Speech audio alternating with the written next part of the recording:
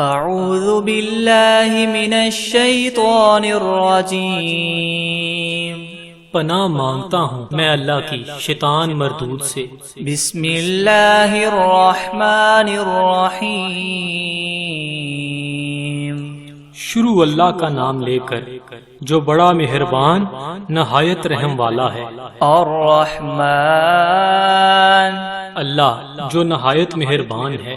علم القرآن، اسی نے قرآن کی تعلیم فرمائی۔ خلق الانسان علمہ البیان، اسی نے انسان کو پیدا کیا اور اسی نے اس کو بولنا سکھایا۔ الشمس والقمر بحسبان، سورج اور چاند ایک حساب مقرر سے چل رہے ہیں۔ والنجم والشجر يسجدان، اور بوٹیاں اور درخت سجدہ کر رہے ہیں۔ والسماء رفعها ووضع الميزان، اور اسی نے آسمان کو بلند کیا اور ترازو قائم کی۔ ألا تطغوا في الميزان، کہ ترازو سے تولنے میں حد سے تجاوز نہ کرو۔ وَأَقِيمُوا الْوَزْنَ بِالْقِسْطِ وَلَا تُخْسِرُوا الْمِيزَانَ، اور انصاف کے ساتھ ٹھیک تولو اور تول کم مت کرو۔ وَالْأَرْضَ وَضَعَهَا لِلْأَنَامِ، اور اسی نے خلقت کے لیے زمین بچھائی۔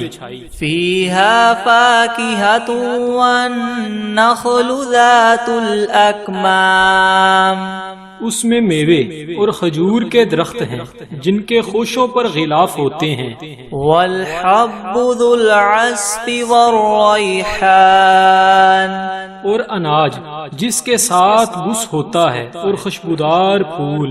فَبِأَيِّ آلَاءِ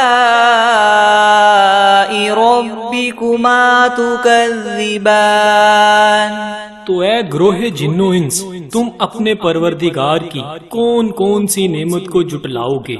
خَلَقَ الْإِنسَانَ مِنْ صَلْصَالٍ كَالْفَخَّارِ، اسی نے انسان کو ٹھیکرے کی طرح کھنکھناتی ہوئی مٹی سے بنایا۔ وَخَلَقَ الْجَانَّ مِن مَّارِجٍ مِّن نَّارٍ، اور جنات کو آگ کے شعلے سے پیدا کیا۔ فَبِأَيِّ آلَاءِ رَبِّكُمَا تُكَذِّبَانِ، تو تم اپنے پروردگار کی کون کون سی نعمت کو جٹلاؤ گے؟ رَبُّ الْمَشْرِقَيْنِ وَرَبُّ الْمَغْرِبَيْنِ، وہی دونوں مشرقوں اور دونوں مغربوں کا مالک ہے۔ فَبِأَيِّ آلَاءِ رَبِّكُمَا تُكَذِّبَانِ، تو تم اپنے پروردگار کی کون کون سی نعمت کو جٹلاؤ گے؟ مَرَجَ الْبَحْرَيْنِ يَلْتَقِيَانِ، اسی نے دو دریا رواں کیے جو آپس میں ملتے ہیں۔ بَيْنَهُمَا بَرْزَخٌ لَا يَبْغِيَانِ، دونوں میں ایک آڑ ہے، اس سے تجاوز نہیں کر سکتے۔ فَبِأَيِّ آلَاءِ رَبِّكُمَا تُكَذِّبَانِ، تو تم اپنے پروردگار کی کون کون سی نعمت کو جٹلاؤ گے؟ يَخْرُجُ مِنْهُمَا اللُّؤْلُؤُ وَالْمَرْجَانُ، دونوں دریاؤں سے موتی اور مونگے نکلتے ہیں۔ فَبِأَيِّ آلَاءِ رَبِّكُمَا تُكَذِّبَانِ، تو تم اپنے پروردگار کی کون کون سی نعمت کو جٹلاؤ گے؟ وَلَهُ الْجَوَارِ الْمُنشَآتُ فِي الْبَحْرِ كَالْأَعْلَامِ، اور جہاز بھی اسی کے ہیں جو دریا میں پہاڑوں کی طرح اونچے کھڑے ہوتے ہیں۔ فَبِأَيِّ آلَاءِ رَبِّكُمَا تُكَذِّبَانِ، تو تم اپنے پروردگار کی کون کون سی نعمت کو جٹلاؤ گے؟ كل من عليها فان ويبقى وجه ربك ذو الجلال والإكرام. جو مخلوق زمین پر ہے سب کو فنا ہونا ہے، اور تمہارے پروردگار کی ذات ہی جو بابرکت اور صاحب جلال و عظمت ہے ہمیشہ باقی رہے گی. فَبِأَيِّ آلَاءِ رَبِّكُمَا تُكَذِّبَانِ. تو تم اپنے پروردگار کی کون کون سی نعمت کو جٹلاؤ گے؟ يَسْأَلُهُ مَن فِي السَّمَاوَاتِ وَالْأَرْضِ كُلَّ يَوْمٍ هُوَ فِي شَأْنٍ. آسمان اور زمین میں جتنے لوگ ہیں سب اسی سے مانگتے ہیں، وہ ہر روز کام میں مصروف رہتا ہے. فَبِأَيِّ آلَاءِ رَبِّكُمَا تُكَذِّبَانِ. تو تم اپنے پروردگار کی کون کون سی نعمت کو جٹلاؤ گے؟ سَنَفْرُغُ لَكُمْ أَيُّهَا الثَّقَلَانِ. اے دونوں جماعتوں، ہم عنقریب تمہاری طرف متوجہ ہوتے ہیں. فَبِأَيِّ آلَاءِ رَبِّكُمَا تُكَذِّبَانِ. تو تم اپنے پروردگار کی کون کون سی نعمت کو جٹلاؤ گے؟ یا معشر الجن والانس ان استطعتم ان تنفذوا من اقطار السماوات والارض فانفذوا لا تنفذون الا بسلطان.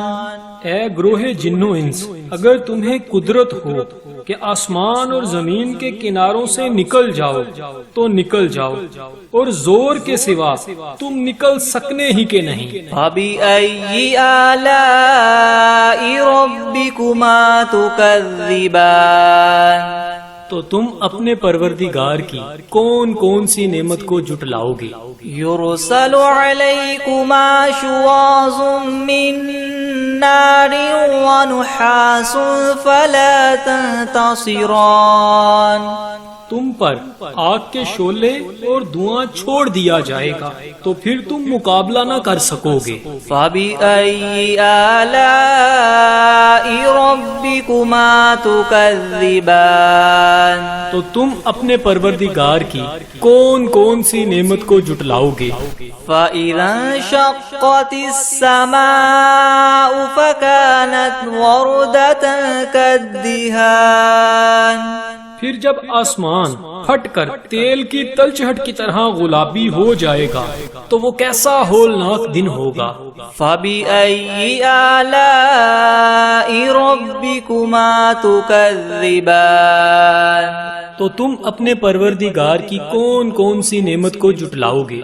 فَيَوْمَئِذٍ لَا يُسْأَلُ عَنْ ذَنبِهِ إِنسٌ وَلَا جَانٌ. اس روز نہ تو کسی انسان سے اس کے گناہوں کے بارے میں پرسش کی جائے گی اور نہ ہی کسی جن سے. فَبِأَيِّ آلَاءِ رَبِّكُمَا تُكَذِّبَانِ. تو تم اپنے پروردگار کی کون کون سی نعمت کو جٹلاؤ گے؟ يُعْرَفُ الْمُجْرِمُونَ بِسِيمَاهُمْ فَيُؤْخَذُ بِالنَّوَاصِي وَالْأَقْدَامِ. گناہگار اپنے چہرے ہی سے پہچان لیے جائیں گے تو پیشانی کے بالوں اور پاؤں سے پکڑ لیے جائیں گے.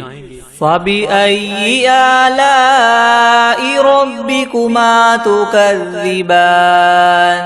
تو تم اپنے پروردگار کی کون کون سی نعمت کو جٹلاؤ گے؟ هَذِهِ جَهَنَّمُ الَّتِي يُكَذِّبُ بِهَا الْمُجْرِمُونَ. یہی وہ جہنم ہے جسے گناہگار لوگ جٹلاتے تھے.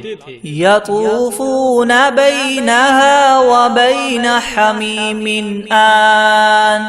وہ دوزخ اور کھولتے ہوئے گرم پانی کے درمیان گھومتے پھریں گے. فَبِأَيِّ آلَاءِ رَبِّكُمَا تُكَذِّبَانِ.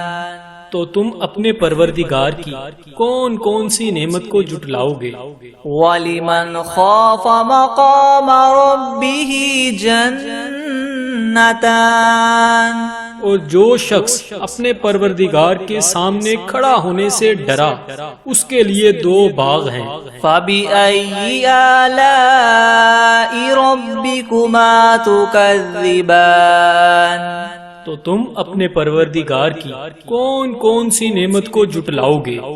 ذَوَاتَا أَفْنَانٍ، ان دونوں میں بہت سی شاخیں ہیں۔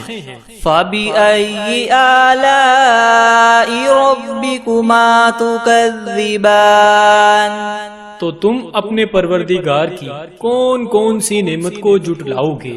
فِيهِمَا عَيْنَانِ تَجْرِيَانِ، ان میں دو چشمے بہہ رہے ہیں۔ فَبِأَيِّ آلَاءِ رَبِّكُمَا تُكَذِّبَانِ، تو تم اپنے پروردگار کی کون کون سی نعمت کو جھٹلاؤ گے؟ فِيهِمَا مِن كُلِّ فَاكِهَةٍ زَوْجَانِ، ان میں سب میوے دو دو قسم کے ہیں۔ فَبِأَيِّ آلَاءِ رَبِّكُمَا تُكَذِّبَانِ، تو تم اپنے پروردگار کی کون کون سی نعمت کو جھٹلاؤ گے؟ متكئين على فرش بطائنها من استبرق وجنى الجنتين دان، اہل جنت ایسے بچھونوں پر جن کے استر اطلس کے ہیں تکیہ لگائے ہوئے ہوں گے اور دونوں باغوں کے میوے قریب قریب جھک رہے ہیں۔ فَبِأَيِّ آلَاءِ رَبِّكُمَا تُكَذِّبَانِ، تو تم اپنے پروردگار کی کون کون سی نعمت کو جھٹلاؤ گے؟ فِيهِنَّ قَاصِرَاتُ الطَّرْفِ لَمْ يَطْمِثْهُنَّ إِنسٌ قَبْلَهُمْ وَلَا جَانٌّ،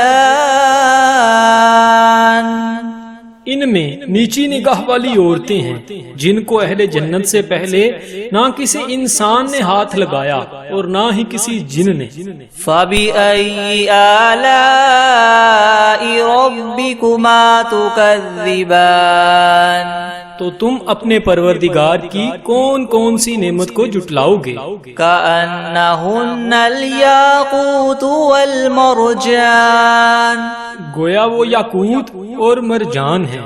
فَبِأَيِّ آلَاءِ رَبِّكُمَا تُكَذِّبَانِ، تو تم اپنے پروردگار کی کون کون سی نعمت کو جھٹلاؤ گے؟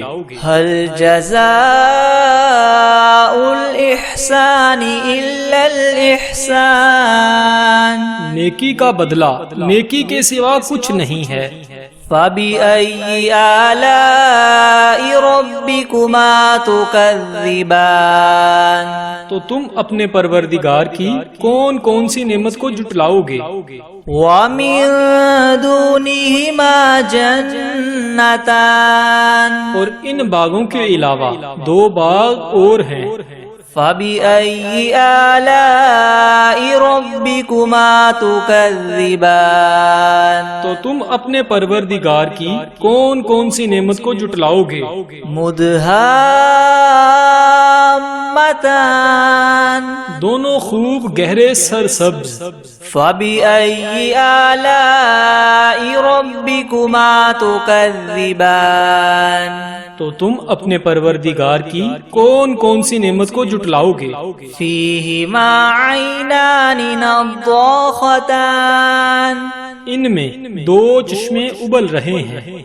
فَبِأَيِّ آلَاءِ رَبِّكُمَا تُكَذِّبَانِ، تو تم اپنے پروردگار کی کون کون سی نعمت کو جھٹلاؤ گے؟ فِيهِمَا فَاكِهَةٌ وَنَخْلٌ وَرُمَّانٌ، ان میں میوے اور کھجوریں اور انار ہیں۔ فَبِأَيِّ آلَاءِ رَبِّكُمَا تُكَذِّبَانِ تو تم اپنے پروردگار کی کون کون سی نعمت کو جھٹلاؤ گے؟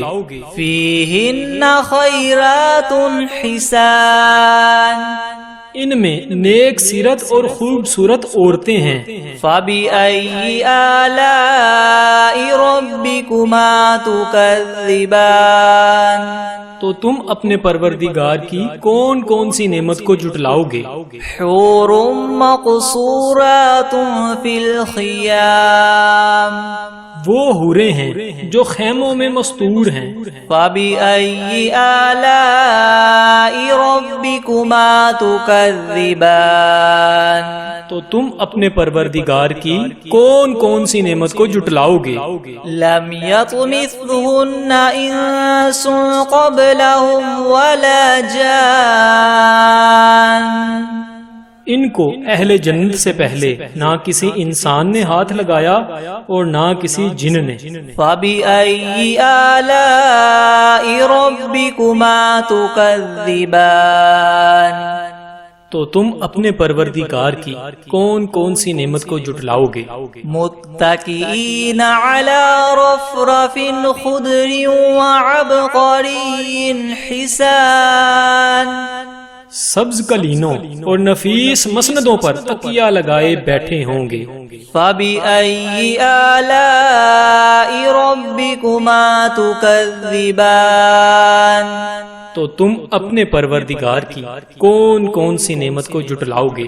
تبارک اسم ربک ذی الجلال والاکرام اے محمد صلی اللہ علیہ وآلہ وسلم تمہارا پروردگار جو صاحب جلال و عظمت ہے اس کا نام بڑا بابرکت ہے۔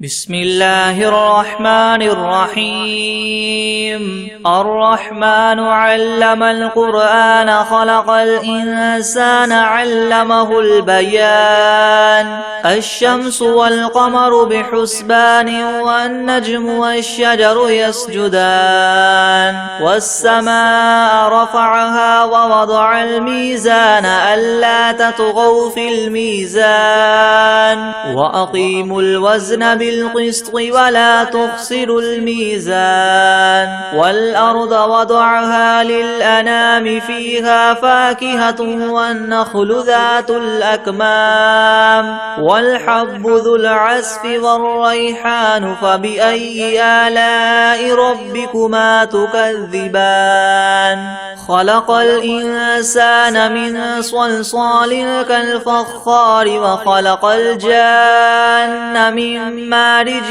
من نار فبأي آلاء ربكما تكذبان رب المشرقين ورب المغربين فبأي آلاء ربكما تكذبان مرج البحرين يلتقيان بينهما برزخ لا يبغيان فبأي آلاء ربكما تكذبان يخرج منهما اللؤلؤ والمرجان فبأي آلاء ربكما تكذبان وله الجوار المنشآت في البحر كالأعلام فبأي آلاء ربكما تكذبان كل من عليها فان ويبقى وجه ربك ذو الجلال والإكرام فبأي آلاء ربكما تكذبان يسأله من في السماوات والأرض كل يوم هو في شأن فبأي آلاء ربكما تكذبان سنفرغ لكم أيها الثقلان فبأي آلاء ربكما تكذبان يا معشر الجن والإنس والإنس إن استطعتم أن تنفذوا من أقطار السماوات والأرض فانفذوا لا تنفذون إلا بسلطان فبأي آلاء ربكما تكذبان يرسل عليكما شواظ من نار ونحاس فلا تنتصران فبأي آلاء ربكما تكذبان فإذا انشقت السماء فكانت وردة كالدهان فبأي آلاء ربكما تكذبان فيومئذ لا يسأل عن ذنبه إنس ولا جان فبأي آلاء ربكما تكذبان يعرف المجرمون بسيماهم فيؤخذ بالنواصي والأقدام فبأي آلاء ربكما تكذبان هذه جهنم التي يكذب بها المجرمون يطوفون بينها وبين حميم آن فبأي آلاء ربكما تكذبان ولمن خاف مقام ربه جنتان فبأي آلاء ربكما تكذبان ذواتا أفنان فبأي آلاء ربكما تكذبان فيهما عينان تجريان فبأي آلاء ربكما تكذبان فيهن قاصرات الطرف لم يطمثهن إنس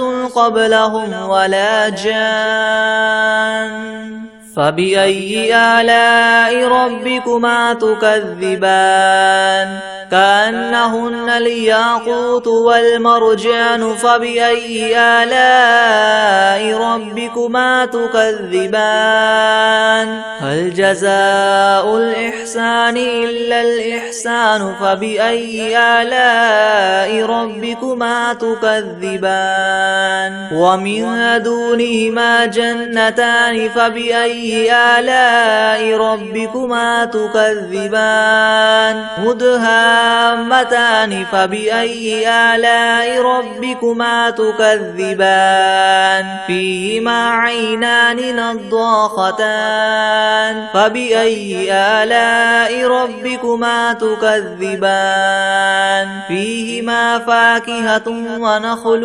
ورمان فبأي آلاء ربكما تكذبان فيهن خيرات حسان فبأي آلاء ربكما تكذبان حور مقصورات في الخيام فبأي آلاء ربكما تكذبان لم يطمثهن إنس قبلهم ولا جان فبأي آلاء ربكما تكذبان متكئين على رفرف خضر وعبقري حسان فبأي آلاء ربكما تكذبان تبارك اسم ربك ذي الجلال والإكرام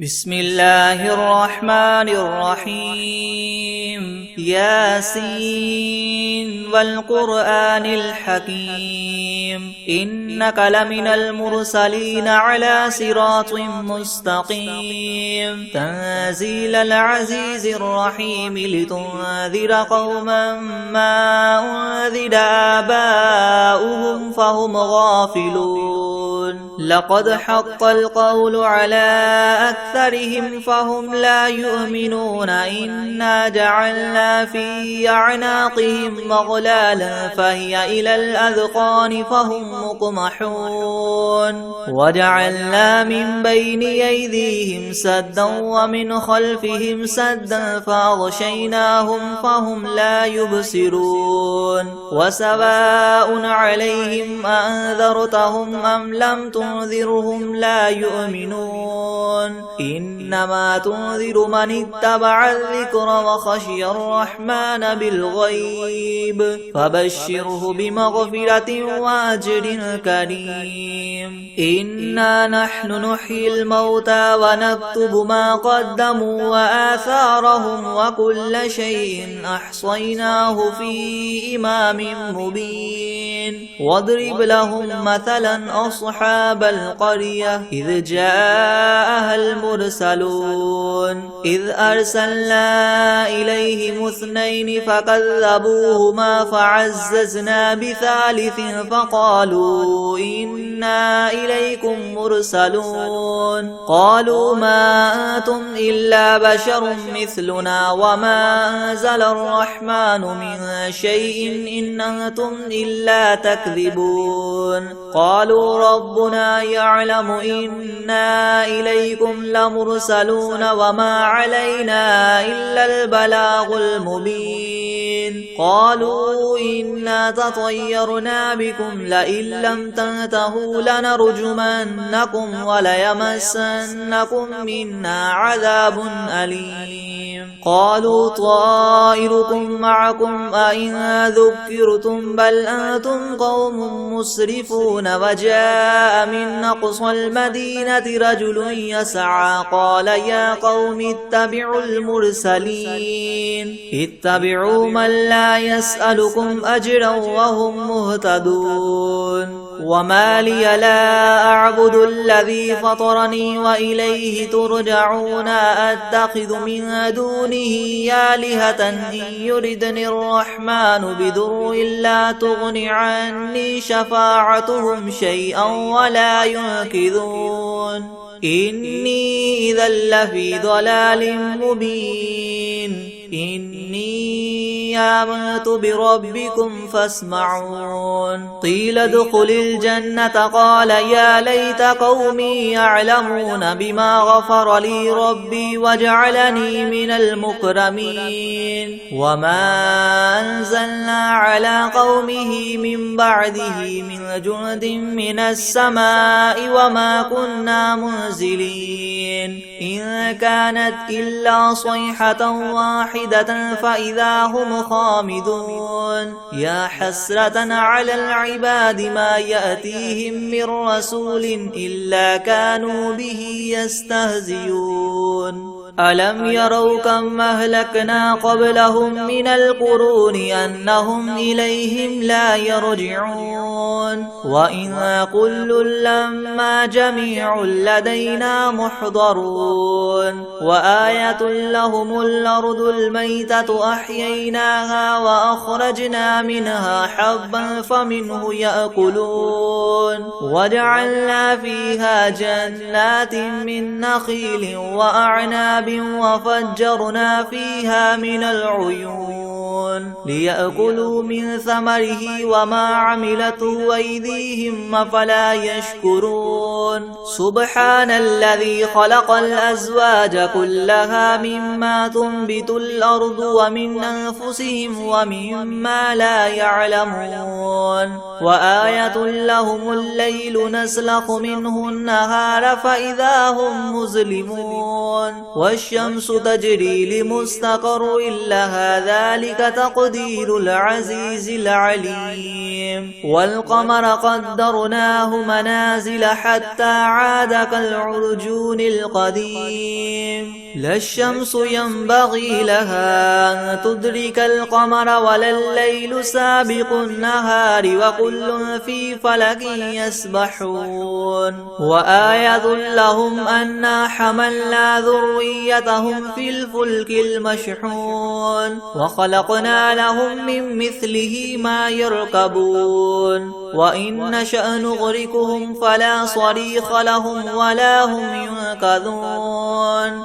إلا رحمة منا ومتاعا إلى حين وإذا قيل لهم اتقوا ما بين أيديكم وما خلفكم لعلكم ترحمون وما تأتيهم من آية من آيات ربهم إلا كانوا عنها معرضين وإذا قيل لهم انفقوا مما رزقكم الله قال الذين كفروا للذين آمنوا ونطعم من لو يشاء الله وطعمه إن أنتم إلا في ضلال مبين ويقولون متى هذا الوعد إن كنتم صادقين ما ينظرون إلا صيحة واحدة تأخذهم وهم يخصمون فلا يستطيعون توصية ولا إلى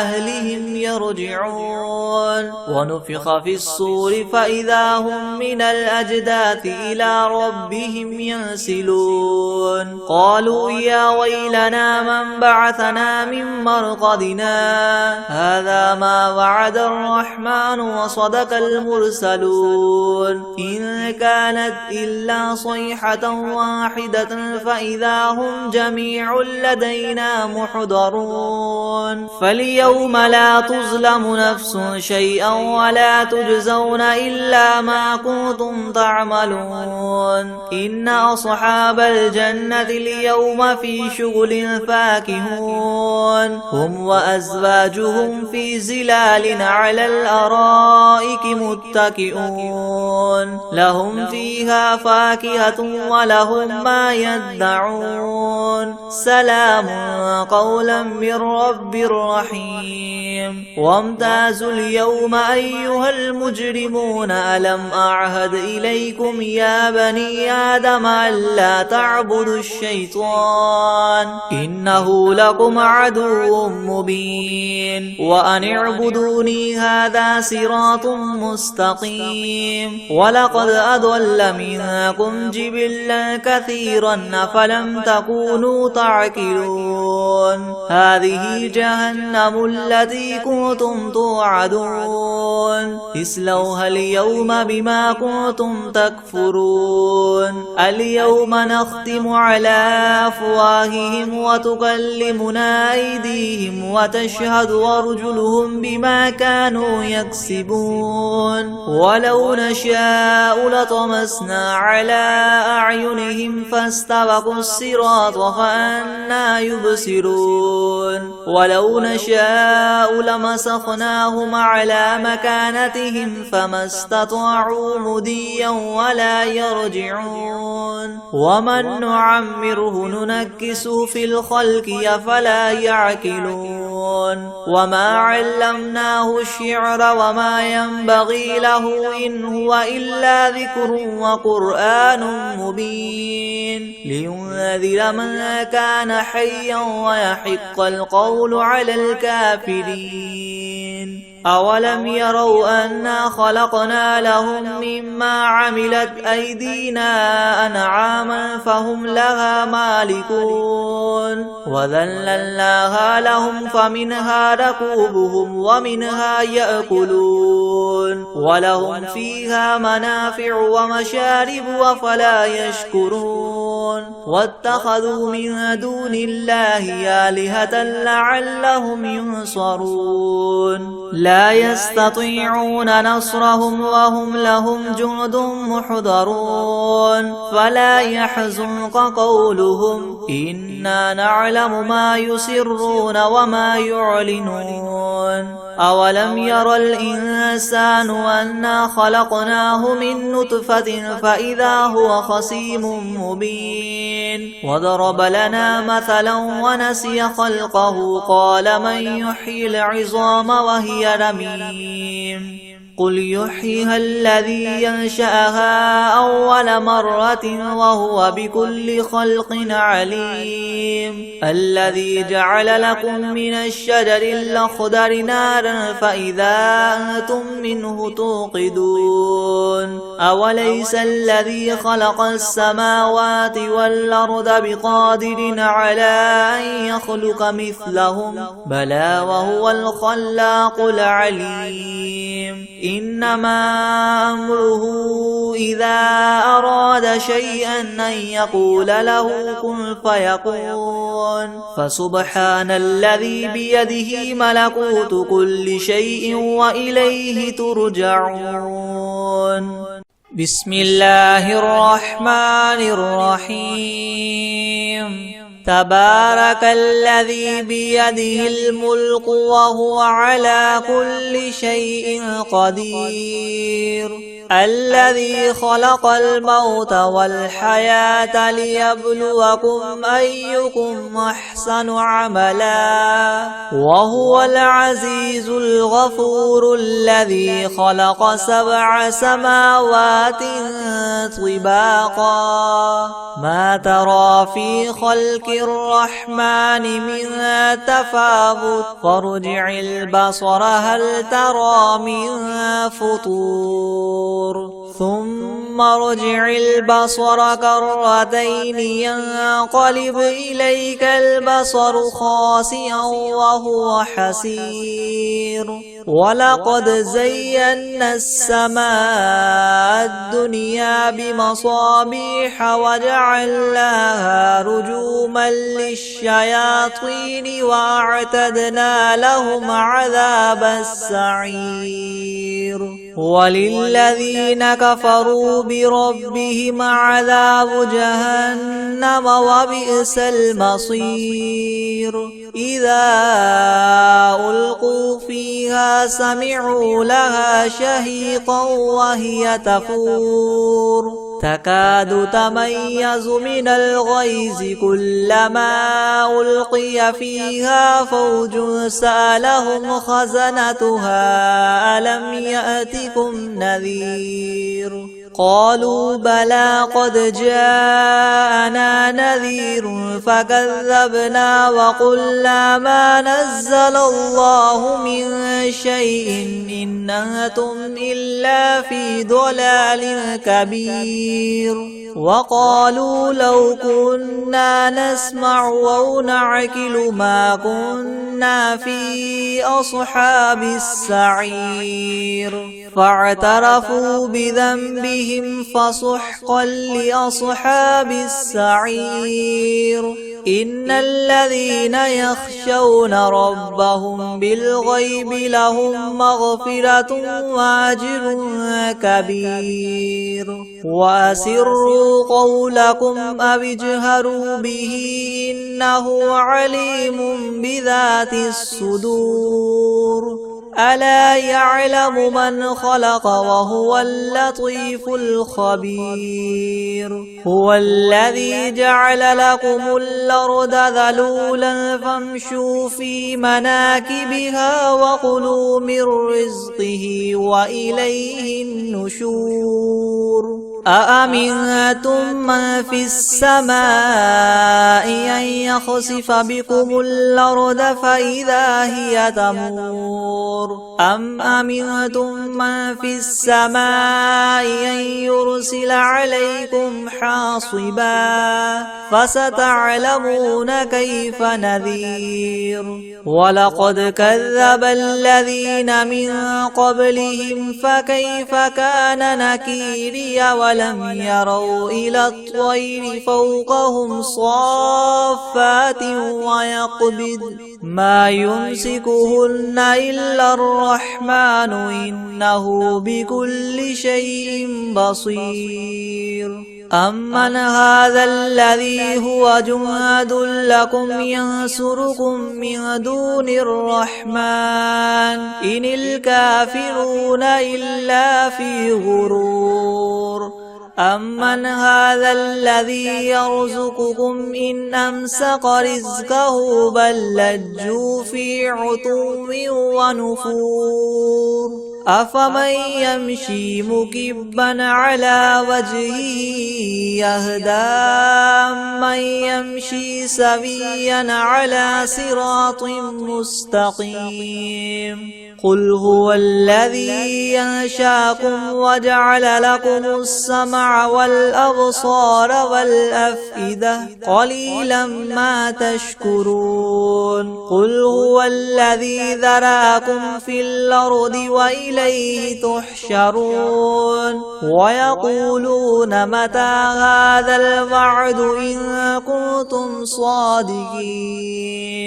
قل إنما العلم عند الله وإنما أنا نذير مبين فلما رأوه زلفة سيئت وجوه الذين كفروا وقيل هذا الذي كنتم به تدعون قل أرأيتم إن أهلكني الله ومن معي أو رحمنا فمن يجير الكافرين من عذاب أليم قل هو الرحمن آمنا به وعليه توكلنا فستعلمون من هو في ضلال مبين قل أرأيتم إن أصبح ماؤكم غورا فمن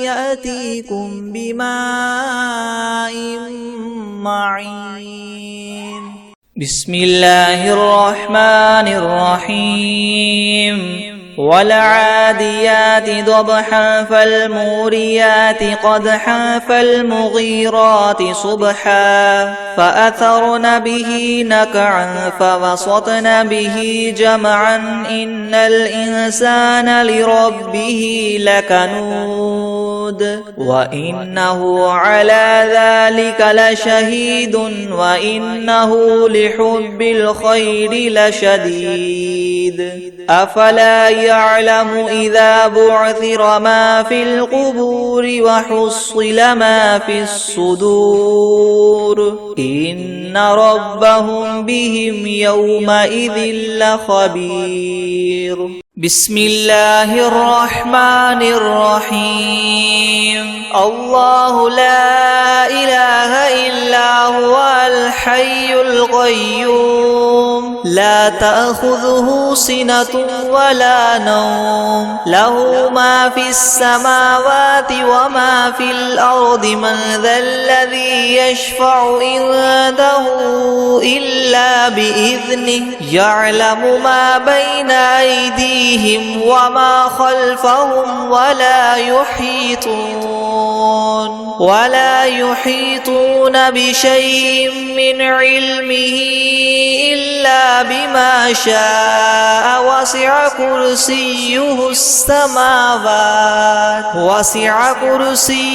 السماوات والأرض ولا يؤوده حفظهما وهو العلي العظيم بسم الله الرحمن الرحيم قل هو الله أحد الله الصمد لم يلد ولم يولد ولم يكن له كفوا أحد